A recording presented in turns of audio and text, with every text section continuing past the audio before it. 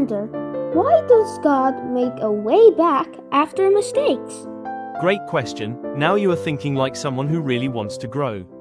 This is where the story of 2 Chronicles becomes hopeful, because even after failure, God keeps inviting people back.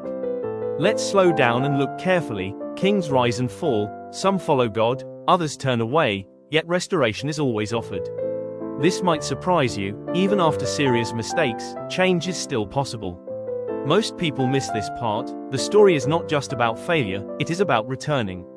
Here is the deeper layer. God is teaching that no matter how far someone drifts, there is always a path back. So, what does that actually mean? 1. This is where the story begins to unfold in a deeper way. 2 Chronicles shows cycles of turning away and returning to God.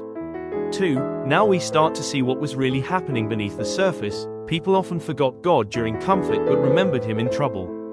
3. This part is easy to skip, but it matters. When they humbled themselves, things began to change. 4. Here is where growth quietly begins. Repentance opens the door for restoration. 5. This connects directly to real life. Mistakes do not end the story, they can redirect it. 6. This is the layer that shapes character over time. Returning again and again builds deeper strength. Does the brain really change from small steps? Yes. First, your brain truly changes when you choose to reset after mistakes. Second, this is how habits slowly become automatic, including the habit of returning instead of giving up.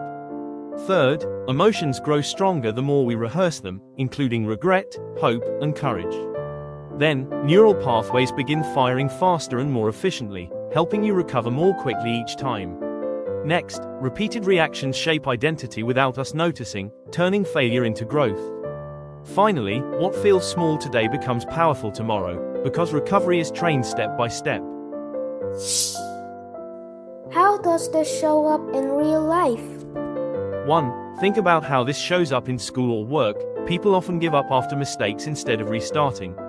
2. Notice how emotions often react before logic, especially with shame or frustration. 3. Watch what happens when stress repeats daily. Mistakes feel heavier if we do not process them well. 4. Small habits quietly create bigger patterns, including avoiding or facing problems. 5. Modern life makes this even more visible, because pressure can make people hide instead of grow. So, small equals big? Yes. First, small steps almost always look unimpressive at the beginning. Second, repetition is what gives them strength, especially when choosing to try again. Third, steady practice builds quiet momentum, turning setbacks into learning moments. Then, what once felt like failure becomes part of growth. Lastly, consistency turns small faith into strong character. So, how do I start? Step 1. Pause and notice what is actually happening inside you after a mistake. Step 2. Allow yourself to feel it without hiding or rushing away. Step 3. Choose one small action to correct or restart. Step 4. Reflect gently instead of criticizing yourself. Step 5. Repeat tomorrow, because growth loves consistency. What should we do today? 1. Choose something simple, not dramatic. 2. Start smaller than you think you need to. 3. Observe your reactions carefully. 4. Adjust without quitting. 5. Come back tomorrow and build again. Remember, mistakes are not the end, they are part of the journey. God always makes a way back when we choose to return. Growth happens when we keep restarting with faith and honesty.